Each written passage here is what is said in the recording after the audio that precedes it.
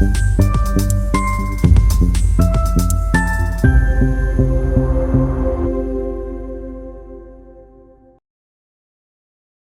Medical college के सामने विभिन्न मांगों हेतु परिचारिका संगठन का आंदोलन शुरू किया गया, जिसमें कॉन्ट्रैक्ट भारतीय 7वें वेतन आयोग की त्रुटियां दूर न करने जाने और बख्शी समिति की सिफारिश वेतन न देने प्रलंबित मांगने हेतु धरना आंदोलन खड़ा किया, जो मुंबई में शुरू है। कोविड में नर्सों त्योहारों पर्व छोड़कर बच्चों और पारिवारिक जिम्मेदारियों को दरकिनार कर मरीजों की सेवा के बावजूद 100 पेशेंट स्थायी भर्ती 100% पदों की उन्नति की मांग कर रहे हैं, जिससे अनेक वर्षों से नजरअंदाज कर भारी मुसीबत की जा रही, जिससे 18 जुलाई से राज्यव्यापी आंदोलन करने की मांग संगठन की अध्यक्ष श्रीमती मीनाक्षी भीमसेन, उपाध्यक्ष नेहा शुक्ला, सचिव देवेंद्र खड़ाइत अन्य पदाधिकारी ने की, जिसका निवेदन क्षेत्रीय विधायक विनोद अग्रवाल तथा वैद्यकीय शिक्षण मंत्री हसन मुश्रीफ को भेजा गया। सतीश पारदी की रिपोर्ट।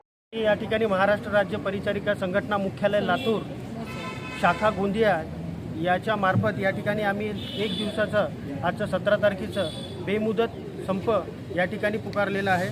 यामध्ये आमच्या प्रमुख मागण्या म्हणजे ज्या वेतनामधील आमच्या त्रुटी आहेत, ते सर्वात महत्त्वाची मागणी आहे की आमच्या ज्या सातवा वेतन आयोग बक्षी समिती खंड अहवाल 1 आणि 2 ज्या आतापर्यंत ज्या त्रुटी होत्या त्या त्रुटी कायम राखलेल्या आहेत, त्यांना दुरुस्ती करावं। त्यानंतर केंद्र शासनाप्रमाणे आम्हाला नर्सिंग भत्ता तसेच गणवेश भत्ता 1800 रुपये या पद्धतींची आमची एक मागणी आहे। त्यानंतर जी सरळ सेवा भरती आहे ते 100% व्हावं आणि जे कंत्राटीकरण आहे, जे शासनाने जो आदेश काढलेले आहे, GR काढलेले आहेत, त्याच्या विरोधात आम्ही या ठिकाणी उभे आहोत। सोबतच परिचारिका सेवा प्रवेश 80-20 याच्या विरोधात जो त्यांनी स्त्री पुरुष असमानता दर्शवलेली आहे, त्याबाबत या ठिकाणी आम्ही उभे आहोत।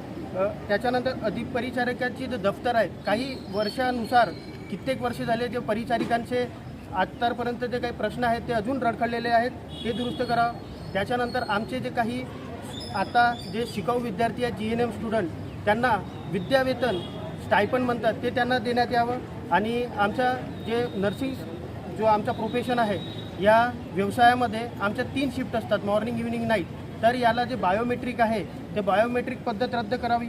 तसेच महात्मा ज्योतिबा फुले अंतर्गत जे रुग्णांना ज्या स्टाफ नर्स सेवा देतात त्यांना प्रोत्साहन भत्ता देण्यात यावा। त्याचप्रमाणे या प्रोफेशनमध्ये भरपूरशा ज्या स्त्रिया आहेत, त्या स्त्रिया कार्यरत असतात, ते आपला घर सोबतच व्यवसाय दोन्ही सांभाळत असतात। अशा वेळेस त्यांच्या मुलांची, छोटे मुलं असतात, काळजी घेण्यासाठी पाळणाघर तसंच त्यांच्या सुरक्षितेसाठी चेंजिंग रूम याची व्यवस्था करावी।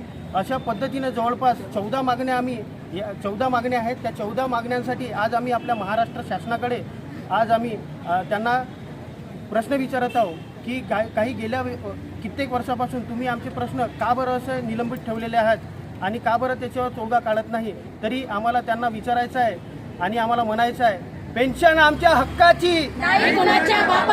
ॲक्च्युली वेतन त्रुटी जे 7व्या वेतनामध्ये काही वेतन त्रुटी राहिलेल्या आहेत, बक्षी समिती खंड 1 आणि खंड 2 यामध्ये ज्या त्यांनी वेतन त्रुटी ठेवलेल्या आहेत, त्यासाठी आमचा हा संप आहे। तसेच प्रशासनाने आता खाजगीकरण करण्यास सुरुवात केलेली आहे। याच्या आधी आम्ही जे 2022मध्ये राज्यव्यापी आंदोलन केलं होतं, त्या आंदोलनामध्ये प्रशासनाने आम्हाला आश्वासन दिलं होतं की नर्सिंग कॅडरचे जे पदं आहेत यांचं खाजगीकरण होणार नाही, बाह्य स्रोताद्वारे त्यांना घेण्यात येणार नाही।